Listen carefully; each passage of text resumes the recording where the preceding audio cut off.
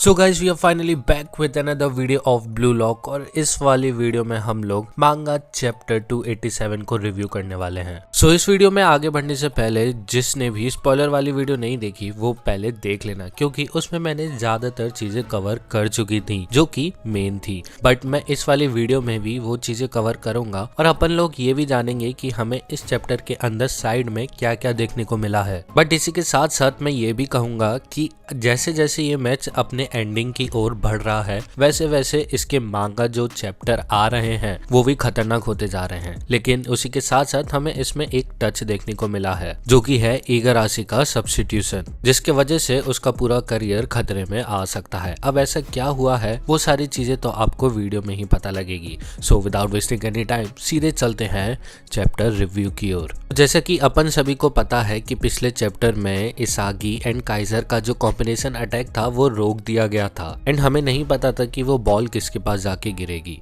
तो हमें इस वाले चैप्टर में ये पता लगता है कि चार्ल्स एंड करासू की भी अवेकनिंग हो चुकी है, जिसके वजह से काइजर एंड इसागी का जो कॉम्बिनेशन अटैक था वो रोक दिया गया था। तो अब हमें नेक्स्ट सीन में यही देखने को मिलता है कि जो बॉल है वो जान तेत्सु के पास आ जाती है, जिसमें वो ये बोलता है कि अब जो टेबल है वो टर्न करने की बारी हमारी है। अब जैसे ही पीएक्सजी का काउंटर अटैक बनता है वहीं दूसरी तरफ इसागी अपने मन ही मन सोच रहा होता है कि उसको कैसे ना तो कैसे करके एक ऐसा आइडिया लाना होगा जिससे वो करासू एंड चार्ल्स का डिफेंस को ब्रेक कर पाए ताकि से वो लोग इजीली गोल कर पाए। मीनवाइल हमें जान तेत्सु की तरफ से एक काफी खतरनाक पास देखने को मिलता है जो कि उनका एस स्ट्राइकर रहता है सीडो, जिधर वो सीधे यही बोलता है कि मुझे पता है कि तुम लोग मेरे से ये गेम बहुत जल्दी खत्म करवाना चाहते हो और मैं भी यही चाहता हूँ, क्योंकि अगर मैं जरा सा भी टाइम लूंगा तो तुम लोग मेरे को ही हिट दोगे। तो वो अपनी पूरी फुल स्पीड से काउंटर अटैक बनाने जाता है,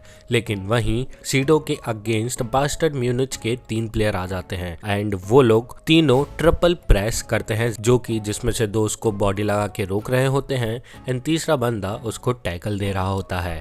लेकिन सीडो को एक भी चीज नहीं रोक पाती है, क्योंकि आप सभी को पता है कि सीडो कितना ज्यादा तेज एंड खतरनाक स्ट्राइकर है। लेकिन अब सीडो के सामने जितने भी ऑप्शंस थे वो सारे के सारे बंद हो चुके थे, बट उसके पास अभी भी एक ऑप्शन खुला हुआ था। तो वो अपने बैक हील से पास करता है एंड सीधे रिन पे बॉल चली जाती है।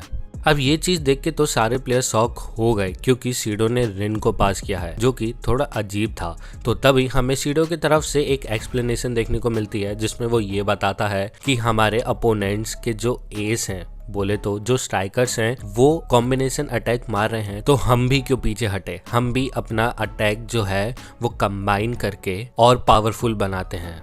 तो यहाँ पे सिंपली रिन एंड सीडो वो इसागी एंड काइजर जैसे कॉम्बिनेशन अटैक बनाने की कोशिश कर रहे हैं, जो कि एक नई चीज है। तो जैसे ही रिन के पास बॉल पहुंचती है तो उसके टीममेट चार्ल्स एंड करासू उसको हेल्प करने आ जाते हैं। अब इसके तुरंत बाद ही हमें टिकी टाका देखने को मिल जाता है इन तीनों के बीच में, जो कि ये लोग काफी अच्छे से एग्जीक्यूट कर लेते हैं एंड वो लोग एक एक करके सारे डिफेंडर्स को पास भी कर रहे थे। I mean like not ball pass कर रहे थे उनको, मतलब पीछे छोड़ते जा रहे थे जो उनके अपोनेंट्स वाले डिफेंडर्स थे उनको। अब इनके पासिंग के दौरान जो बॉल थी वो वापस से सीडो को पहुंच जाती है। अब सीडो के अगेंस्ट एक और चुनौती खड़ी थी जिसका नाम था इगाराशी। अब इगाराशी एंड सीडो के बीच में जो 1-on-1 कॉम्बैट था वो डिसाइड करने वाला था कि ये मैच किस तरफ टर्न करेगा, पीएक्सजी की तरफ या फिर बास्टर्ड म्यूनिच की तरफ। अब इगाराशी तो फुल कॉन्फिडेंस में था कि वो उसको रोक लेगा, लेकिन सीडो भी कम नहीं था। वो भी सीधे बोलता है कि आजा देखते हैं कि किस में कितना है दम।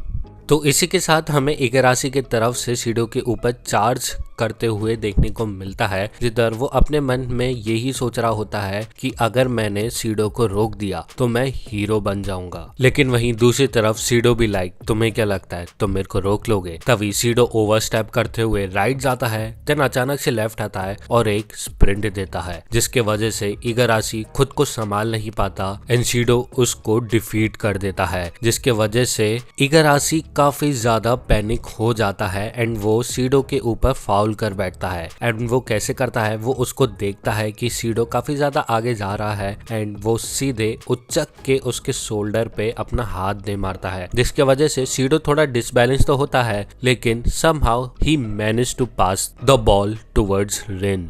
तो इससे ये चीज हमें पता लग गई है कि अब इगरासी का मलेशिया किसी भी प्लेयर के अगेंस्ट काम नहीं आने वाला है, क्योंकि हर एक प्लेयर अब इवॉल्व हो चुका है।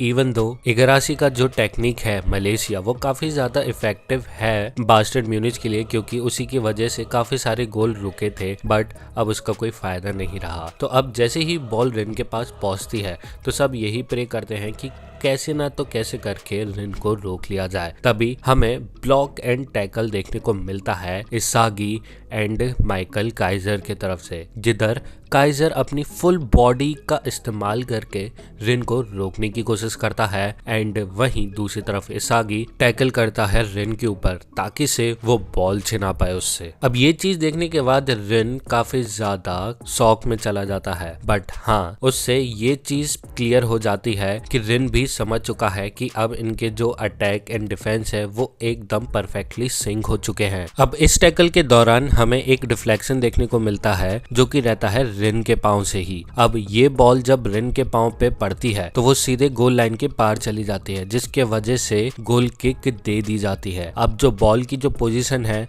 वो बास्टर्ड म्यूनिच की टीम की तरफ है। सो इस टैकल के बाद जैसे जैसे इसागी उठ रहा होता है तो वो रिन एंड सीडो को यही बोल रहा होता है कि तुम्हारा जो टीम वर्क है वो काफी ज्यादा खोखला है और मुझे पता है कि तुम लोग क्या ट्राई करने की कोशिश कर रहे हो। अगर तुम लोग ये सोच रहे हो कि तुम मेरा और काइजर जैसा मूव कॉपी करके खुद पे इम्प्लीमेंट करके कुछ भी एग्जीक्यूट कर सकते हो तो ऐसा बिल्कुल भी नहीं होगा। तुम जीनियसेस कभी भी टैलेंटेड लर्नर्स को उनके लॉजिकल कोऑर्डिनेशन से हरा नहीं सकते। तो तुम्हें हमें हराने के लिए जो तुम्हारा ओरिजिनल प्ले स्टाइल है उससे ही खेलना होगा, तभी कुछ हो पाएगा। यहाँ पे क्लियरली हमें इसागी धमकी देते हुए देखने को मिल रहा है, या फिर ये भी कह सकते हैं कि वो एक प्रॉपर एक्सप्लेनेशन दे रहा है एंड ये समझाने की कोशिश कर रहा है कि टैलेंटेड लर्नर्स और जीनियसेस कैसे एक दूसरे की स्टाइल कॉपी नहीं कर सकते हैं। अब ये चीज सुनने के बाद रिन एंड सीडो के जो दिमाग था ना वो फटा जा रहा था, क्योंकि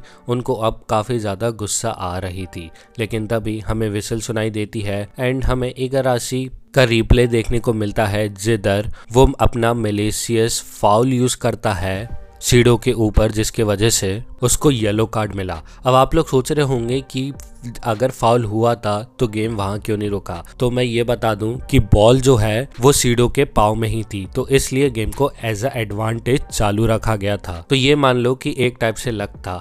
अगर नहीं होता तो हो सकता था कि एक डेंजरस स्पॉट पे फ्री किक मिलती एंड वहां से गोल स्कोर हो जाता। तभी हमें सीन कट होते हुए देखने को मिलता है एंड नेक्स्ट पैनल में हम देखते हैं कि नोआ कैसे समझा रहा होता है कि रिन एंड बाकी के सभी प्लेयर्स उसके मलेशिया को अब जान चुके हैं, तो अब इगरासी का जो डिफेंस है वो उनके लिए बिल्कुल भी काम नहीं आएगा। तो इसी वजह से नोआ ये चाह रहा है कि अब इगरासी वापस से बेंच पे आ जाए एंड नोआ को 110% ये भी पता है कि जो अभी करंट लेवल है इगरासी का वो बिल्कुल भी मैच नहीं कर रहा है इस ग्राउंड के अंदर जितने भी प्लेयर्स हैं उनसे। लेकिन ये बात मानने को राजी नहीं था इगरासी एंड वो यही बोलते जा रहा था कि मैं अभी भी तैयार हूँ लड़ने को, प्लीज मुझे इस मैच के अंदर रहने दो। अगर आपने मेरे को अभी बेंच किया तो मेरा जितना भी हार्ड वर्क था वो पूरा का पूरा धरा का धरा रह जाएगा। एंड वो ये भी बताता है कि मेरी अभी सैलरी वैल्यू है वो अभी तक आई भी नहीं है, तो अगर मैं अभी बेंच हुआ तो सब खत्म हो जाएगा मेरे लिए। तभी इगरासी गिड़गिड़ाने रखता है नोआ के सामने और वो बार बार एक ही शब्द बोल रहा था, please just give me one more chance. लेकिन नोआ को घंटा नहीं फर्क पड़ रहा था एंड वो कोल्ड फेस दिखाते हुए बोलता है टेक अ सीट, क्योंकि लॉजिकली सोचा जाए तो नोआ को सिर्फ गेम जीतने की पड़ी हुई है। वो सिर्फ ये चाहता है कि उसकी टीम कैसे ना तो कैसे करके जीत जाए एंड वो बिल्कुल भी ये नहीं चाहता कि किसी भी एक मिस्टेक के चक्कर में वो ये मैच हार जाए। और अब जब इगरासी का मलेशिया काम नहीं कर रहा है तो उनका डिफेंस थोड़ा वीक हो रहा है, जिसके वजह से बॉल इगरासी के अगेंस्ट बनाना काफी ज्यादा आसान होगी। तो यहाँ पे ना ही नोआ कुछ कर सकता है और ना ही इगरासी कुछ कर सकता है। एंड हमें नोआ ये चीज भी कहते हुए देखने को मिल जाता है, जिधर वो इगरासी को डायरेक्टली मुंह पे बोल देता है कि भाई देखो, मुझे उस प्लेयर की जरूरत नहीं है जो इस फील्ड के अंदर कुछ भी अपनी टीम के लिए नहीं दे सकता, तो इससे बढ़िया तुम जाके बेंच पे बैठो। तो इससे ये क्लियरली पता लग रहा है कि इगारासी का जो टाइम है वो अब खत्म हो चुका है एंड अब जब वो वापस से बेंच पे चला जाएगा तो उसकी जो वैल्यू है वो स्टिल 0 ही रहेगी। बट तभी हमें पीछे से इसागी देखने को मिलता है जो कि इगारासी के सर पे हाथ रखते हुए बोलता है कि मैं काफी ज्यादा खुश हूँ कि तुम यहाँ पर थे और हम लोग इतना आगे बिल्कुल भी नहीं आ पाते अगर तुम नहीं होते तो यहाँ पे इसागी थोड़ा सा सॉफ्ट साइड दिखा रहा है इगारासी के लिए। अब कितनी भी प्लेयर्स आगे इगारासी को सॉफ्ट साइड दिखाएं, लेकिन इससे वो मैदान के अंदर तो नहीं खेल सकता, उसको उठ के बाहर जाना ही पड़ेगा क्योंकि नोआ के पास पूरा कंट्रोल है। और इसी के साथ हमारा ये चैप्टर हो जाता है खत्म। टू बी ऑनेस्ट, मैं सच बताऊं तो कि मुझे इगारासी के लिए लेजिटली काफी ज्यादा बुरा लग रहा है क्योंकि उसकी तो सैलरी वैल्यू भी नहीं आई है अभी तक एंड उसकी तो अभी कोई अवेकनिंग भी नहीं हुई है। बट इसमें वो कुछ भी नहीं कर सकता है क्योंकि ब्लू लॉक का कॉन्सेप्ट यही है, अगर आप वीक हो तो आप ऑटोमेटिकली बाहर हो जाओगे और अगर आपको मैच के अंदर रहना है तो आपको और भी ज्यादा स्ट्रांग होना पड़ेगा, आपको इवॉल्व होना पड़ेगा एंड सबसे ज्यादा ईगोस्टिक होना पड़ेगा, तभी आप सरवाइव कर पाओगे।